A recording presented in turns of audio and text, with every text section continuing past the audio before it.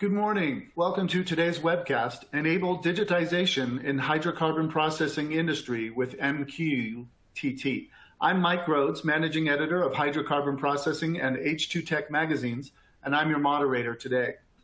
The hydrocarbon processing industry, or HPI, is being pushed towards sustainability and reduced dependency on fossil fuels, given the global rise in energy prices and political uncertainties. COVID-19 led to demand uncertainty and supply chain constraints. All of this accelerated the HPI to focus on digitization, Industry 4.0 initiatives, and factory modernization. Data availability is at the forefront of this. Over the years, the MQTT protocol and the MQTT Sparkplug specification have emerged as clear leaders, given their ability to enable data connectivity, break down data silos, and create data interoperability between OT and IT systems. Joining us for today's event is Ravi Subramanyan, Director of Industry Solutions Manufacturing from HiveMQ. He is a product management leader delivering high-quality products and services that have generated revenues and cost savings of more than $10 billion for companies such as Motorola, Bosch, and Weir. His expertise spans industries such as mining, oil and gas, industrial automation, mobile devices, enterprise communications, automotive, and fleet management. He also has technical expertise in data analytics, artificial intelligence, big data, data security, product marketing, product engineering, cloud platforms, software as a service and platform as a service, and agile methodologies. Okay, just some general housekeeping notes before we get started. Following the presentation, we will have a short question and answer session. You can participate in the Q&A session by asking questions at any time during the presentation. Just type your question into the Q&A box located on the bottom left corner of your screen, then click the Submit button. Please take this time to familiarize yourself with the webinar platform. At the bottom of your screen, there are multiple application widgets you can use. All the widgets are resizable and movable, so feel free to move them around to get the most out of your desktop space. You can expand your slide area or maximize it to full screen by clicking on the arrows in the top right corner. Feel free to download the handout in the Resources widget located on the bottom right corner of your screen. You may enlarge the slide window at any time by clicking on the arrows on the top right corner of the slide area. The slides will advance automatically throughout the event. If you are experiencing problems with the program, please press the F5 on your keyboard to refresh the presentation. You can also visit the webcast help guide by clicking on the Help button below the slide window. All right, we're all ready to go. I'm going to turn the time over to Ravi. Thank you so much for the warm welcome, Mike. Much appreciated. Good morning, good afternoon to all our viewers, participants. I'm happy to be here to be representing HiveMQ to talk about the hydrocarbon industry and how MQTT and IIoT plays a big part in that space. So let me first talk about HiveMQ and who we are. We are a company that was founded in 2012, and we are headquartered in Landshut, Germany, which is near Munich. Obviously, we do have operations in the US as well, and that's where I'm from. From a manufacturing perspective, we connect data from different sources and aggregate them into a secure and reliable way to enable Industry 4.0 and factory modernization. Obviously, when we talk about manufacturing, we are also talking about oil and gas, downstream, midstream, and upstream operations, and the manufacturing of oil to take it from crude to refined oil. That's also part of manufacturing, and we play a big part. We have 130 plus customers that have trusted us to take them through their digitization journey. And obviously, those customers also include a lot of oil and gas and energy customers. And recently, we have raised about like $50 million, is 50 million euros actually, in seed and Series A funding to take our cause forward and start focusing more on like the things that we do to help modernize factories and help hydrocarbon industry. First, let's talk about the future of manufacturing, right, and where we are going with that, right? So you've obviously heard of the term Industry 4.0. It's basically, it's nothing but another term for factory modernization. And it includes a series of things, which includes smart sensors, automation, obviously that's a big part of it, cybersecurity, cloud computing, advanced analytics, AI, ML, which is artificial intelligence and machine learning. And all of this combined is what is Industry 4.0 or factory modernization. Now, obviously, different industries are in different phases when it comes to modernization. Some of them are more newer, some of them are older. So the journey that they take towards this could be slightly different. And we'll kind of talk about some of that during today's webinar. So first, let's talk about the business drivers that are specific to the hydrocarbon or oil and gas industry. So the most important thing is obviously accelerating the digitization of operations. Now, obviously, factors such as COVID and then the pandemic in general, and then the wars that have happened or happening across the world have kind of accelerated this push to digitization, right? And how you want to be able to see all of your operations remotely. For example, you may not always be able to be present at your location, for example, and digitization kind of helps monitor that remotely. And you also want to have a better you want to promote sustainability. Obviously, oil and gas companies are facing a lot of flack when it comes to the carbon footprint that they are using, and through using, they would want to kind of promote sustainability, create a collaborative ecosystem, which is basically there are so many subsystems within the operations of oil and gas that don't necessarily talk to each other, and so you want to create that collaboration so you can ultimately increase production, throughput, and efficiency. Obviously, you want to increase the serviceability of life of your assets. So having more knowledge about your assets help you kind of figure out how to better service them and how to increase their lives. And you want to be able to do remote performance monitoring, as we talked about. And last but not least, you want to do preventative maintenance, which gets into the AI and ML part, where you're able to predict the failure of a machine or some entity before it happens, so you can take actions, so you can prevent unplanned downtime. So obviously the biggest issue is that there is a lot of data silos. Over time, the industry has kind of grown, and it's kind of been something where I will only fix it if I need it. So over time, there are things that have been added, maybe databases that have been added, sections that have been added to the operations that don't necessarily plug into the entire ecosystem. So there's a lot of data silos that have been created. And so all of this data combined will be very useful. But to be able to get that data is a lot of effort, because you have so many dynamics to go through to be able to do that, right? And what's that led to is this visual here, which is spaghetti, right? Where if I want to connect to a subsystem, I have to have a direct connection. I have to poll it, and I have to get that connection. So there's a lot of crisscrossing of connections that are going on that are not necessarily the most efficient way to do things, either physically or through or figuratively, right? So there's a lot of overheads that you have to go through to get the information.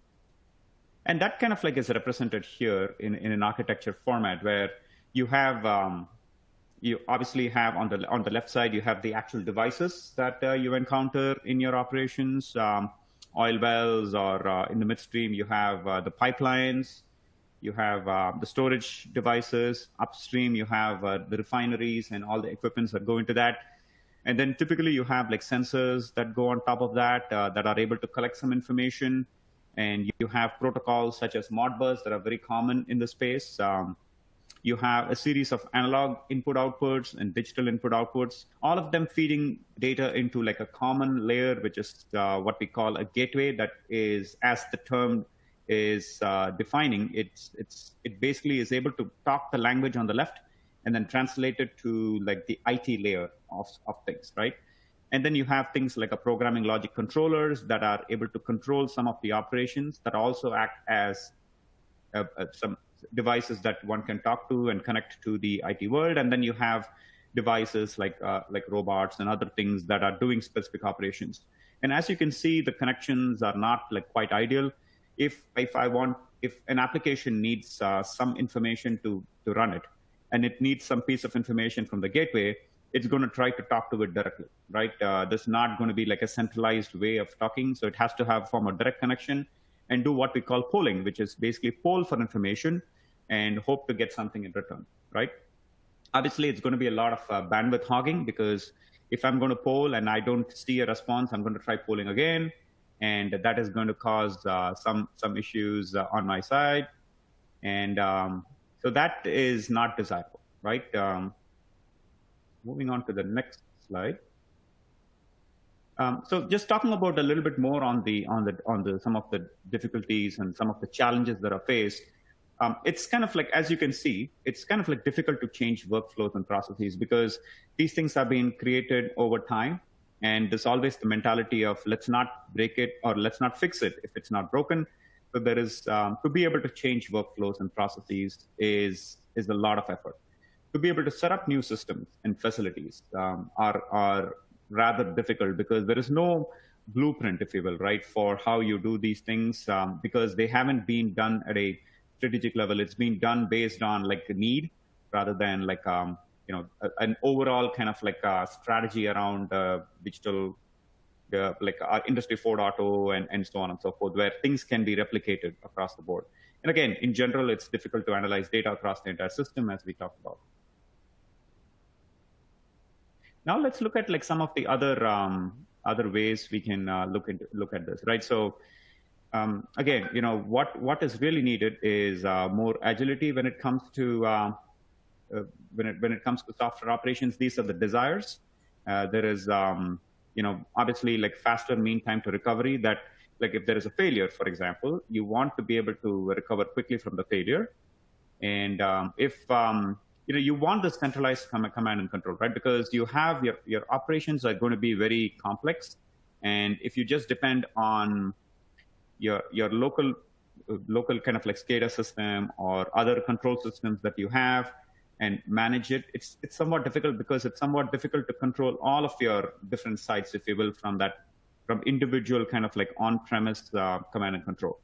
You want to have this centralized in a location where you can send the data in a secured manner. And so you can kind of like centrally manage assets, for example, or command some aspect of your operations from a remote location.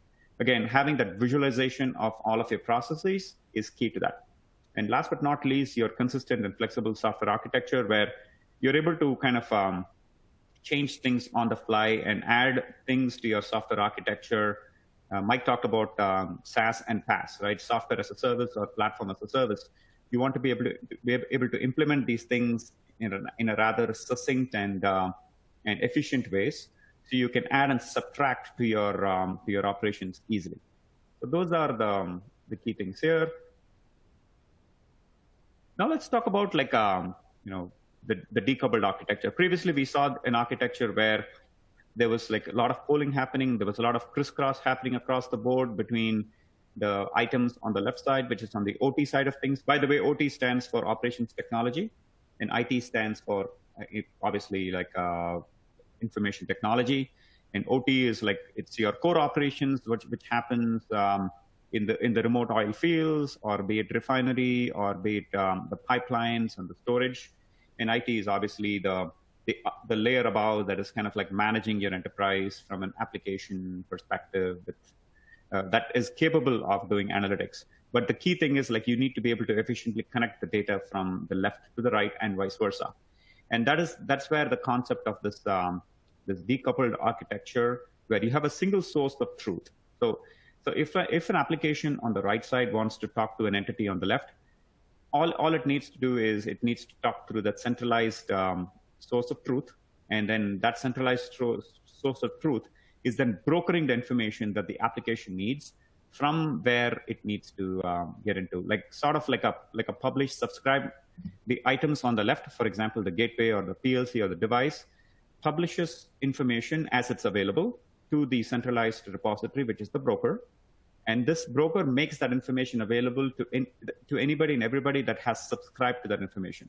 If, for example, an application needs information from the gateway, and that the gateway is going to post some information, the application is automatically going to get that update through that subscription. So that way things are efficient. The application doesn't need to poll all the time. So from a bandwidth perspective, it's more efficient.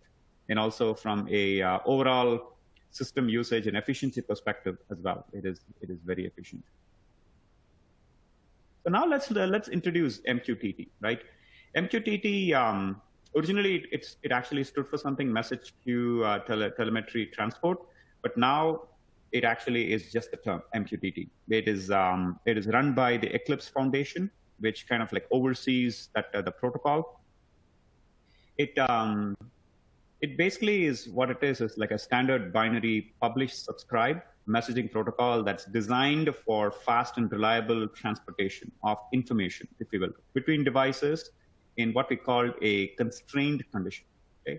Constraints could be you have like connectivity issues, like typically in remote oil wells, you don't have the best of connectivity, for example, or other aspects of like oil and gas. You may not have the best connectivity. You may have unreliable network. You might have bandwidth constraints, right? You might have limitations in battery power and so on. So in all of these conditions, you want something to work efficiently, that is lightweight, and that is using what we call the publish subscribe technology. And that's what MQTT is. In fact, MQTT was originally conceived for oil and gas for Phillips 66. When Phillips 66 came along and said that I need to be able to talk to my remote assets in an efficient way. And guess what? My remote assets are sitting in remote locations in the middle of nowhere where the connectivity is very, very sparse or lack thereof, right? So I need to be able to bring in the information from my remote assets efficiently into a centralized repository so I can do command and control. I can do monitoring of my assets. And that's where actually it started. So this protocol is built, the bedrock of it is built on these criteria. It is built on top of TCP/IP, which is kind of like where other common protocols like HTTP and others come along as well. And it's ideal for IIoT, or Industrial Internet of Things, for the reasons that we talked about. Moving on to, but there are still issues, right? If you think about it, you still want to have some security around devices and endpoints.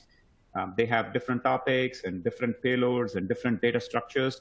If you think about like energy subsystems, it's not like one device, or it's not one entity that's posting the data, right? It's like a combined entity of many kind of like equipments, what we call a subsystem, right? That creates that whole oil well, if you will, right? Or like a drill rig has multiple different components that are posting information. Or a refinery, equipments within the refinery have multiple components.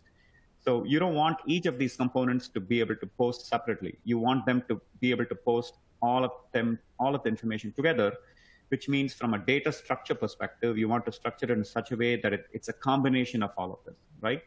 That can send the information over together, if you will, right? And again, obviously, that would also mean like you have to interpret specific formats and specific structures. And again, from a data perspective, because you have different equipments, for example, posting information, they're not standardized. So you may not have the same format, or you might not always have the context. So those are some of the challenges. This is where Sparkplug comes in, right? Sparkplug was specifically created by the inventors of MQTT are the ones that also invented Sparkplug. MQTT works great in a lot of use cases, but there are certain specific things that you want to address. And those are the ones that are being addressed by Sparkplug, which is a simple and open specification that will enable the plug and play interoperability between IoT devices and applications. Now, obviously, this is kind of like a generic MQTT could do this too, but specifically what Sparkplug does is it defines the topic namespace. Like we talked about, the ability to post information that can be combined, which is kind of like where the data model and the structure. For example, if my subsystem contains like 10 different devices that I want to combine, and I want to create a single data model and structure around that, Sparkplug allows you to do. right? Extensible process variable payload, where you have like your process variables that needs to kind of like be updated, and it's a combination of all of your equipment that you have. And last but not least, to be able to manage the state management, which is also key, again, in a factory situation or in oil and gas operations, downstream operations, for example. Those are addressed by Sparkplug. Looking at it a little bit more, so what does Sparkplug do? It is able to do continuous session awareness. So you know exactly what is happening. It is able to report by exception, which is key, because like if there is an exception that happens, you want to be able to report by it. Again, like we talked about, it promotes interoperability by making the data format consistent. And last but not least, it allows auto discovery, which is basically what we talked about, where if you have a new subsystem that is created, and in general you have subscribers that are subscribed through the centralized broker, when the new subsystem is added, automatically a notification goes out to all the subscribers that a subsystem has been added. That way they can figure out, do I need an update from this new subsystem, or do I have permissions, for example, to get an update from this or not? So it allows for auto discovery, so there is no data that's lost, or no like lack of knowledge of updates that have happened to subsystems, for example.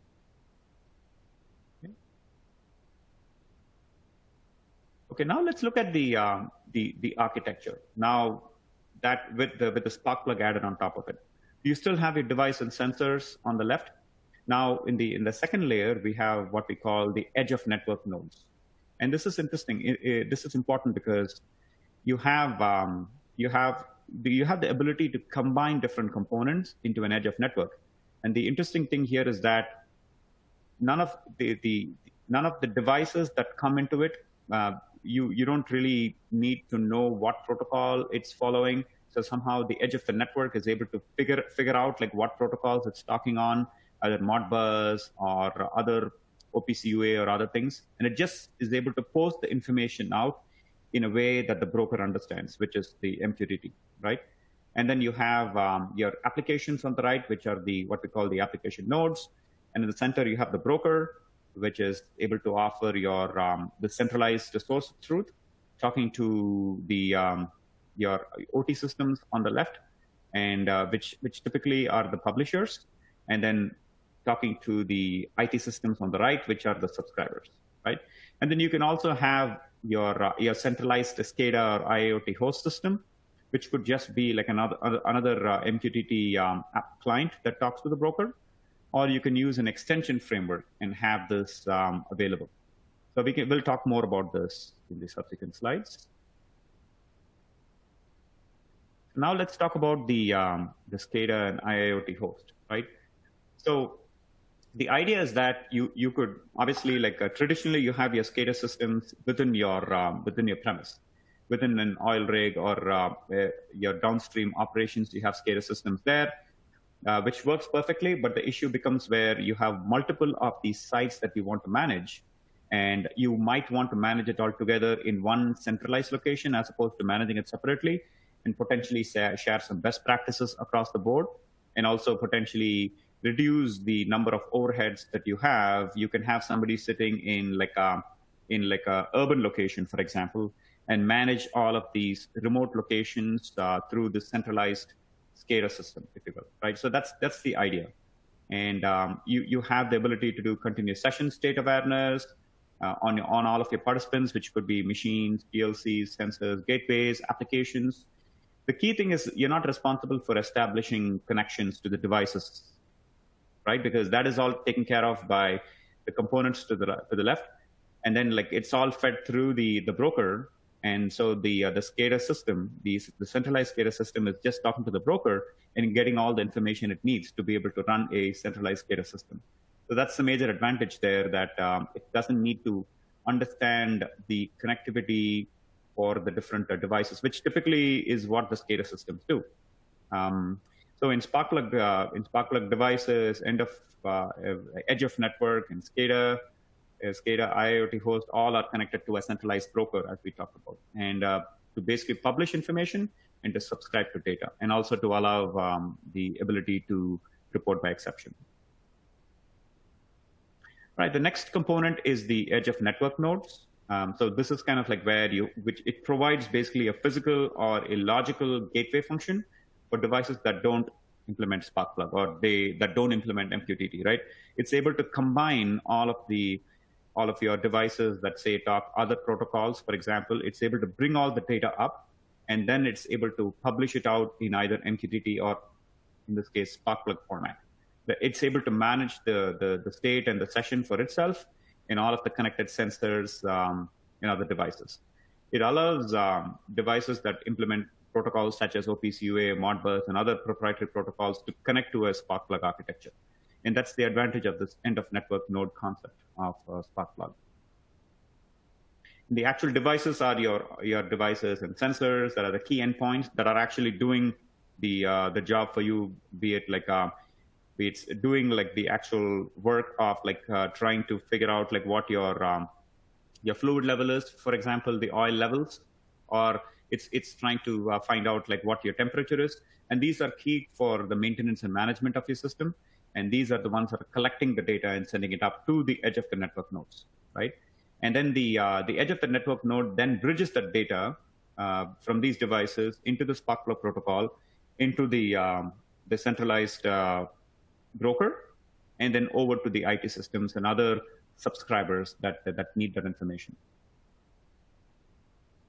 And your application nodes are the ones that are to the right that can produce and consume Sparkplug messages, but they don't act as like a SCADA or IIoT host. They are basically end applications like your manufacturing execution systems, historians that have like some historic information about your processes, and then analytic systems that help with your AI and ML, like we talked about the predictive maintenance and things like that, that are basically consumers, mostly sitting on the IT side of things, of like the data that's being fed from your IIoT systems or your OT systems. And then the broker, last but not least, right? That is the centralized data distribution point, and it is following the Sparkplug architecture. And clearly, like if it is an MQTT-based broker, it has to be compliant with your MQTT 3.1.1, which is one of the latest versions that has been put out by the Eclipse Foundation. It needs to support features like retained messages, the last will and testament, and quality of service. And not all MQTT brokers are equal. Some of them support like some of the features, some of them don't support all. So I think while choosing an MQTT broker, it's important to know what sort of feature functionality they support, whether they support Sparkplug. When you look at like things like Azure IoT Hub or AWS, they don't support MQTT 5, for example. They don't support Sparkplug. So it is important. And those may not be important for you, but like when choosing which broker you want, you might want to look at your use case and whether all of those use cases are supported by the broker. And then like talking about HiveMQ platform, right? HiveMQ platform is a highly available clustered MQTT broker. It is 100% MQTT compliant, which basically the reason for that is like we are part of the Eclipse Foundation that takes the MQTT standard forward, and we drink our own Kool-Aid by ensuring that we are MQTT 3 compliant, MQTT 5 compliant, and these are different versions of MQTT. So that's 100% compliance there. We are 100% Sparkplug compliant. So all of the feature functionality of Sparkplug is something that we support. And more importantly, we offer a highly available, highly scalable, observable enterprise broker that provides integration between IT and OT systems.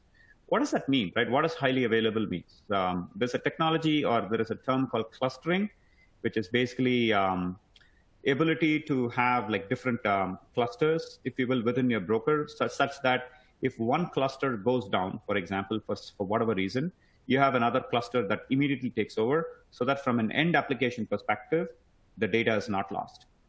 If, for example, there is real-time operations that needs to be managed from an oil and gas perspective, and the data has to be real-time. So what is the temperature at this moment? If you need that to be available right away, so you cannot have like your system go down, which means like your data is not like the most up to date. It's like maybe 10 minutes old. you need to have a highly available system. You need to have a scalable system because if your operations cuts across multiple different locations, for example, in different parts of the world, you need a scalable solution, a broker that can bring in all of this information. Observability is like the ability to observe the data that is flowing through the system through some kind of a command control, some command system where you can see the inputs and outputs. So in case you want to like do some audit logs, you want to figure out, debug some issues, you want that observability to be there. And again, you want a system that is able to integrate with OT and IT systems. I do see a lot of questions come up. If you can just hold on a minute for me, I'll finish my presentation and I'll address the questions. So again, this is kind of like how the Sparkplug architecture comes together, and it's kind of like important that all this is kind of like known. We already talked about some of these, but this is just bringing back all of this from a HiveMQ perspective. Again, like I said, we are a fully functional enterprise MQTT broker that supports all of the MQTT feature functionality and the Sparkplug functionality. So we'll jump through these slides. Now let's just quickly explore a use case within oil and gas or the hydrocarbon, right? So obviously this is somewhat busy, but let's maybe just focus on the upstream in oil and gas exploration part, where you typically have an oil well or a remote oil head that wirelessly sends the information to like a wellhead controller that also has some kind of a PLC that manages it. And typically that information needs to be sent to a SCADA system, right? Because a SCADA system locally is the one that is kind of like managing all of the data within that particular location. And if you wanted to go beyond that, like for example, if you want to have a centralized command and control, if you want to have a centralized SCADA system, that's where the information typically goes into like a centralized broker. And through that, it either goes into a cloud system or like a localized SCADA system that you might have that is able to bring in the data from multiple of these oil wells from different locations.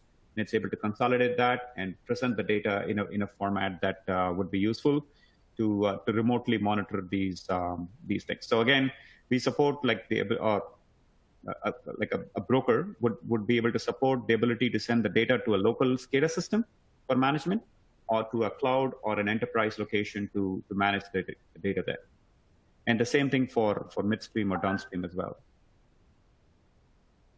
Just the last few slides, let's just talk about, like we did a survey last year that basically asked, what sort of protocols do you use to connect your equipment? Obviously, like HTTP came out the highest because that's kind of like common, but MQTT is like pretty close to that.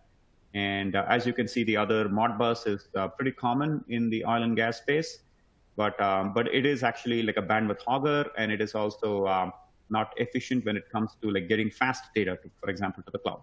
So MQTT is fast becoming the de facto standard as we observe that. And this is like to be able to fulfill your IIoT protocol strategy, if you will, what are the protocols you're considering? And as you can see here, MQTT is like front and center on that. And these are on the Sparkplug side of things. These are kind of like the different partners in the Sparkplug foundation. As you can see, you have a lot of edge of network node providers. You have SCADA vendors, you have the brokers, and which includes us, and then you have the various application nodes as well. So that's, and you can get, I know that we made some resources available to you, but obviously we have more resources available on our website. And here is where you can get information about MQTT. We can get information about Sparkplug, and if you want to book a demo, obviously we can do that as well. Yeah, I mean, I guess like we have our website, and okay. So at this point, maybe we can jump to like some of the poll questions. Should I just do that myself, Mike, or? Yeah, go ahead if you want. You can ask the poll questions and then give the audience, 15, 20, 30 seconds to answer them. Yes. Okay, great. Okay, the first poll question is, so basically, what is the main use case that is driving the adoption of IIoT within your organization? And as you can see, the choices are creating a collaborative ecosystem, increasing the production throughput and efficiency, increasing the serviceable life of your assets, remote performance monitoring, or is it preventative maintenance? Now, obviously, there could be other things, but these are the 5 common ones that we've encountered. If you could take a moment to answer this, we'll give you 30 seconds or so to answer these questions. Thank you. Meantime, I'll pull up the Q&A here. Okay, we had a few questions here that I can start talking about.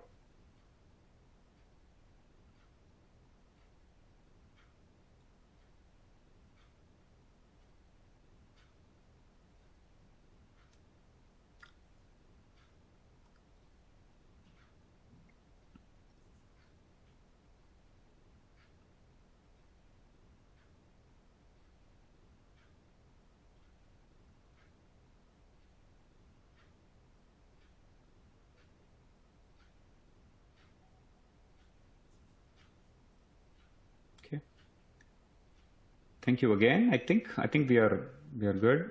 I think we can move on to the second poll question, if that's okay.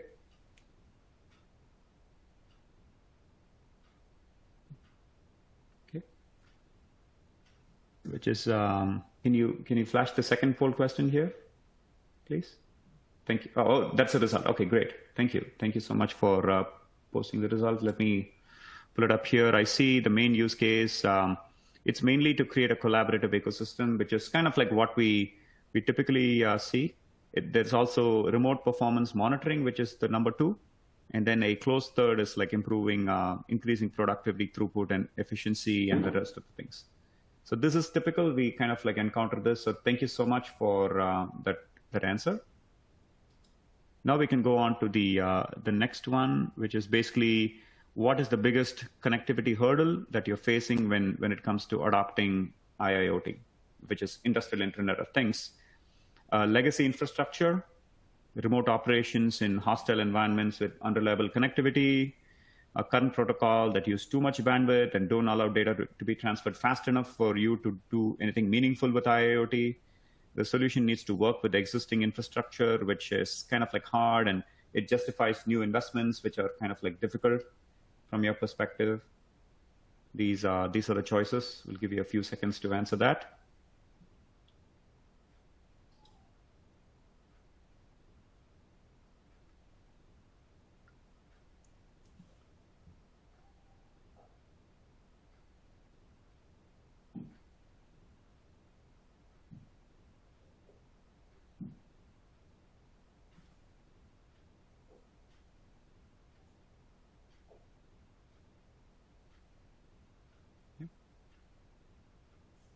And thank you for the wonderful responses. And I'm looking at all the questions as well on the question Q&A section. It's great.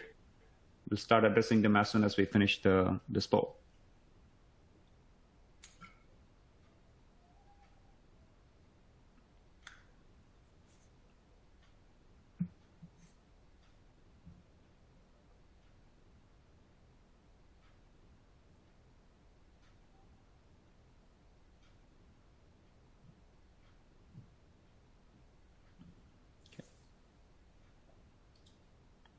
See, do we, all right, I think we have some responses already. I'll give like maybe 10 more seconds for you to get in your responses.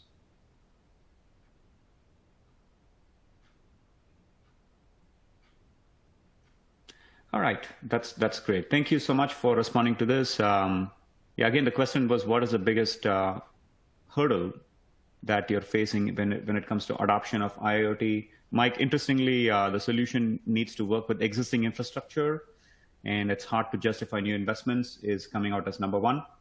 And that's typically what we see as well, because obviously you have your existing infrastructure, you've been working with it, you've done a lot of break fixes to it because, hey, it ain't broken. Why fix it, right?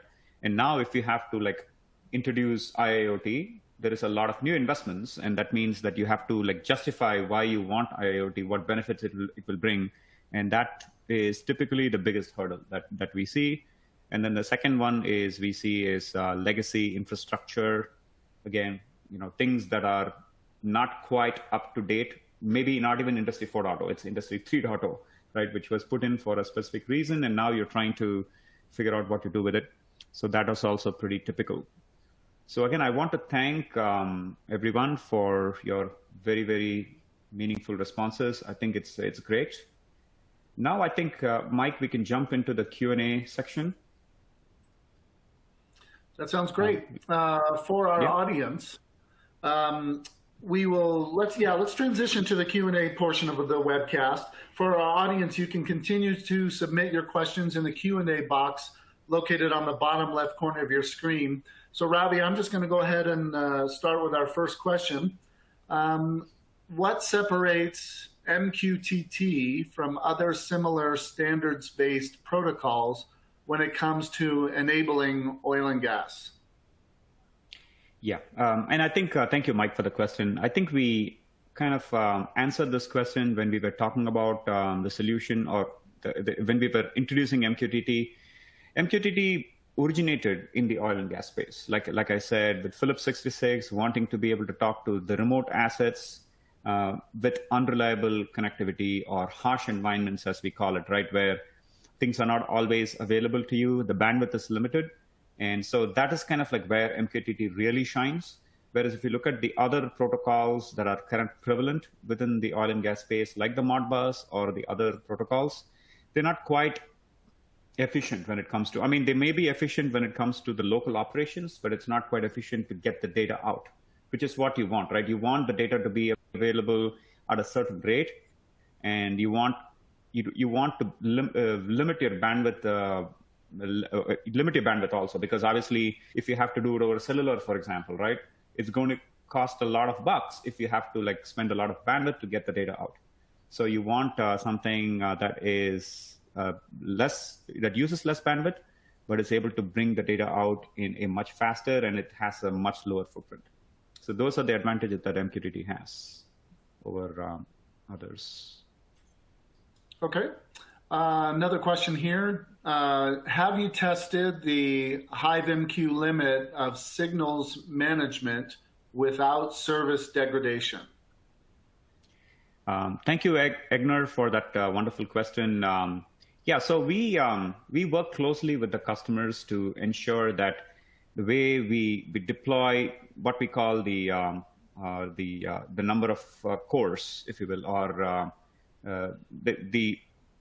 how we put out MQTT is, sorry, the HiveMQ, for example, is strictly based on the use case and the amount of data that you want to get from the systems. And we ensure that like we have another solution, which is called Swarm, which helps you kind of like without installing too many systems, it helps you test out your system capability, at what limit are things going to break without degradation, if you will, right? And so that is a quick and easy way for customers to kind of like do some simulations around their systems with a certain number of clusters and certain number of cores and a certain number of inputs and outputs to see how the system is behaving before they start implementing it. And that's how kind of we look at things. Instead of like you find that this is the issue and then you fix it later, we actually proactively provide you customers a tool, for example, that will help them test out before they implement any solution. Okay, here's another question. How do you prevent cyber attack in Sparkplug and associated cloud systems? Yes, I mean, this is obviously a great question, one that many people ask. And thank you, Setu, for that wonderful question. So yeah, I mean, obviously in today's world, anything that you do, you have to ensure that it is cyber-proof, if you will, right? So MQTT inherently and Sparkplug, and because Sparkplug is based on MQTT, inherently has a lot of security capabilities that is part of that, which includes the TLS encryption, if you will, when it comes to transferring data, which, by the way, is also used by HTTP, which is kind of like obviously one of the most widely used protocols when it comes to browser technology. We are basically piggybacking on some of the same things because we feel that same technology, advanced technology, needs to be available for OT systems as well. In addition to that, we also have implemented X 5.9 certificates. That is also key when it comes to ensuring that if you don't have the right certificates, you cannot talk, right? So those are some of the ways we have implemented.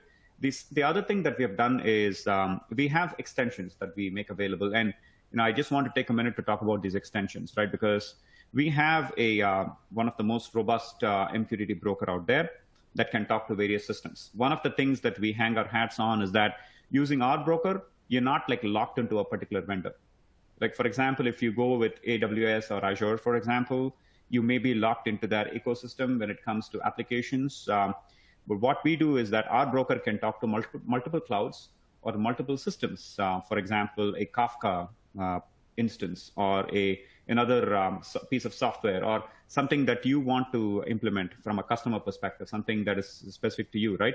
So we provide these extensions that will allow you to, and the extensions are essentially SDKs, which are software development toolkits, where you can use our software and extend that to be able to talk to your other piece of software, be it a Kafka or other things. What we've done on top of that is that for the most common extensions, we actually provide those custom extensions automatically. That if you get it from us, you can automatically talk from MQTT to Kafka automatically. So it's like with one step, you can talk.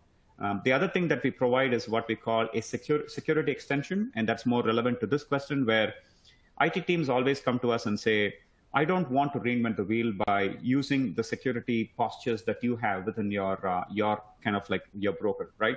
Because we already have that. We use Active Directory. We use other methods that we secure our IT network. We consider your broker as an extension of our IT network. And so we want to kind of like use the same security postures that we currently have in place.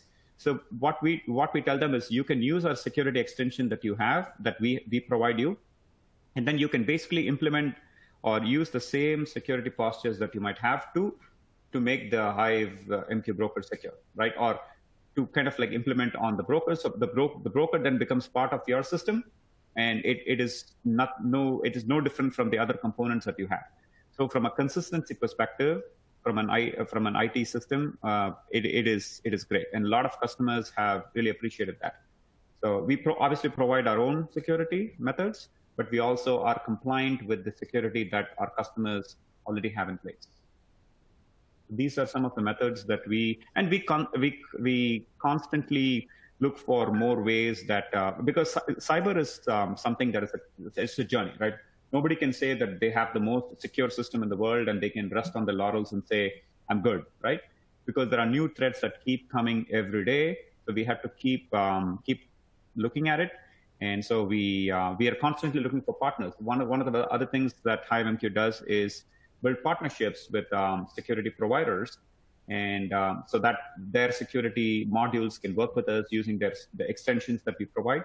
That's other ways that we also make sure that our systems are secure. Over to you, Mike. Okay, great. For our audience, you can continue to submit questions in the Q&A box located on the bottom left corner of your screen. We do have a few more here. You talked a little bit about this, but a further question: what benefits are provided by an enterprise MQTT broker over the community brokers like Mosquitto? So for people that don't know Mosquitto is not the animal mosquito. It's actually a broker, software broker that is an open source, right? So you can go to Mosquitto and download this open source broker. It works great for limited use cases, right? Where you don't have like an enterprise scale or enterprise grade use case where your reliability, security, and other things are not that big of a use. Let me give an example, right? Within oil and gas. If you're using the oil and gas, if you're using remote monitoring, for example, of your operations in downstream oil and gas, and you want to use the real-time information that is shown on your system, if you will, to make decisions.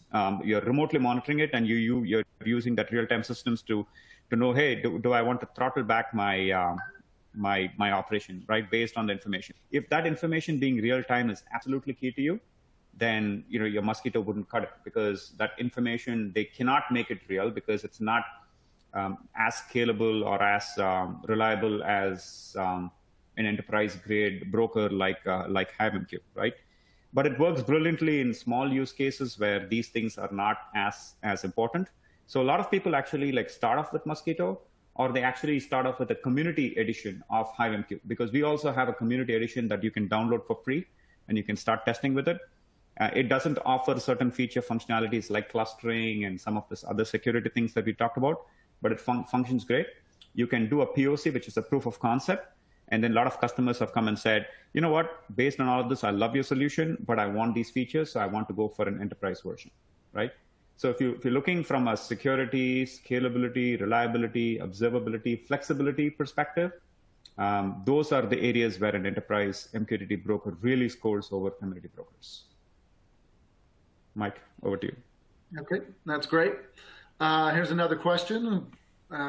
What are the most common use cases for IIoT or MQTT in upstream oil and gas? Yes, and thank you for the question. And I know Zaid from BP, you also asked a very similar question, which is basically, can you share any more sections of real-time example architectures from an asset factory, please? And we kind of did that. One of the slides, if I can go back to that, if I can pull it up here real quick, give me 1 minute here that I was showing that had that information here. Yeah, there you go, this one. Just give me 1 second while it pulls up here.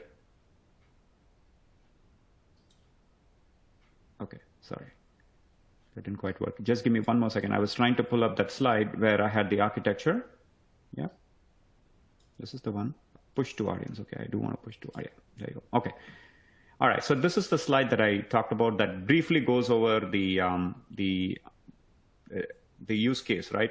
So for example, from a upstream perspective, right, it's going to be more of like, you have your remote oil well, you have your remote like oil wells that are doing some operations, if you will, and those are obviously in like remote locations and harsh locations where it's difficult for human beings to always be there, if you will, right?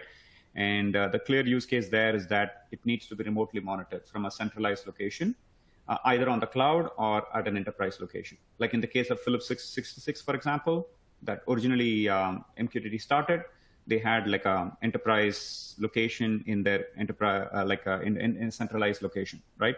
They wanted to kind of like, from there, they wanted to monitor their oil wells. They wanted to monitor other remote assets, if you will, right?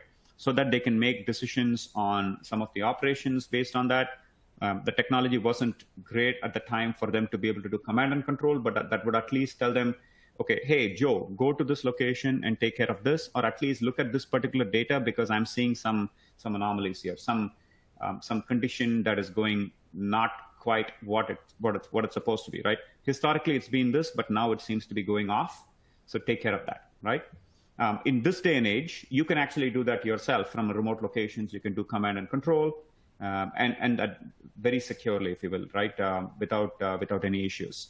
So that's one use case. In midstream, it's all about the pipeline, and as the oil is being flown through the pipeline or it's stored, you want to make sure that the viscosity, the temperature, there is no compromise that happens, right? Because that's something that we've seen time and again with cyber attacks that happen that compromise the quality of your product, if you will.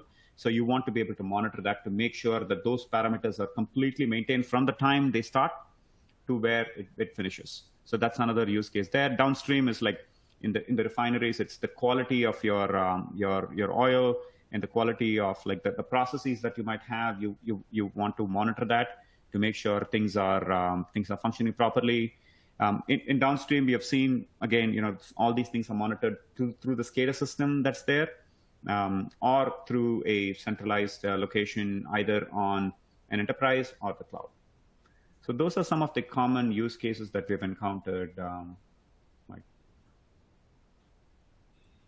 Okay, sounds good. Give you a chance here to catch your breath for a second. These questions have been coming quickly, yeah. And your answers have been great and very in-depth. I know we all appreciate it.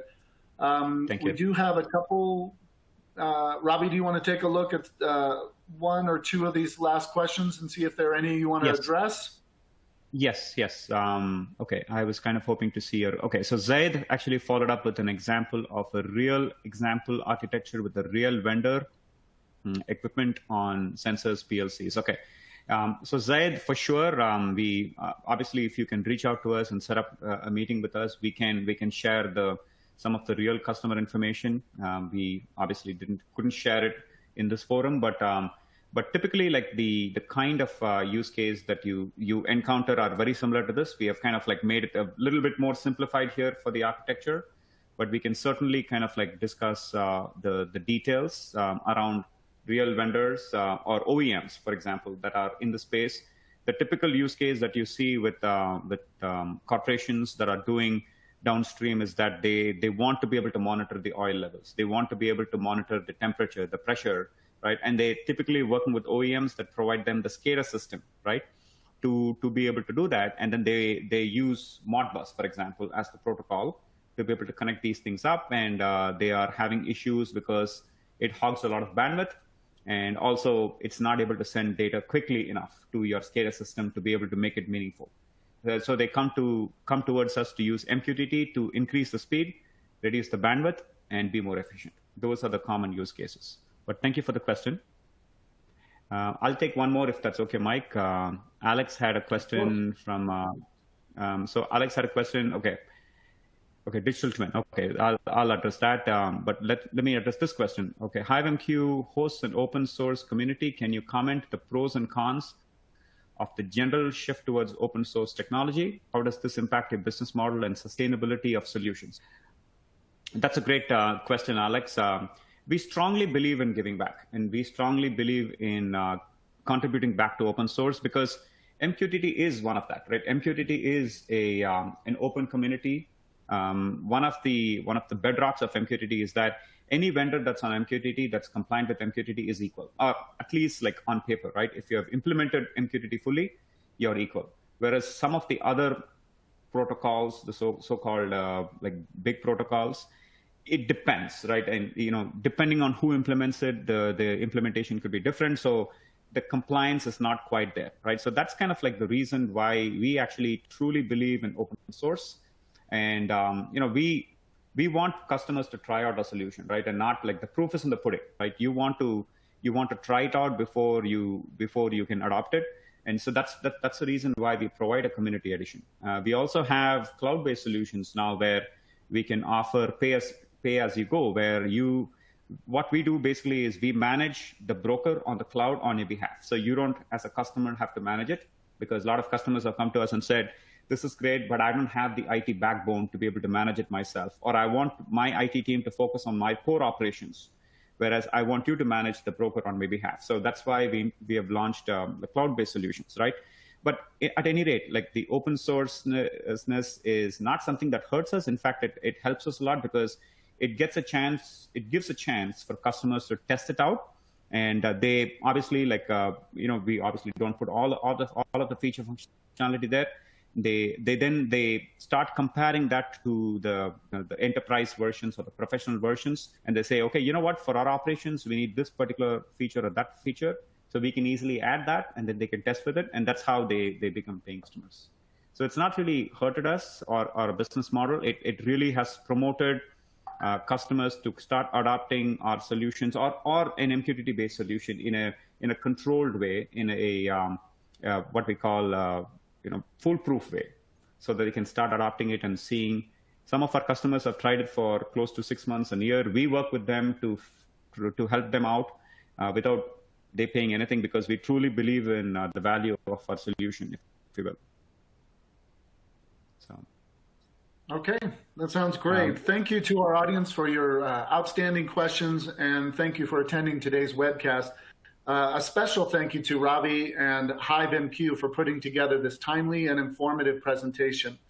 Be sure to download the handout in the resources widget in the bottom right corner of your screen. An on-demand version of this webcast will be made available in the coming days and will be emailed to everyone. Again, thank you to HiveMQ. Thank you very much, Ravi. Thank you to our audience. Hope everyone has a great day. Yeah. Mike, if I can just say one quick thing. I know that there were some more questions that we didn't get to answer. I'll be happy to take that offline. I'll be happy to connect with anyone over LinkedIn or share my contact information if they have further questions. And I would like to thank Hydrocarbon for giving me this opportunity. And thank you, Mike, for coordinating this session. Really appreciate that. Oh, thank you very much. Thanks again to everybody. Thank you.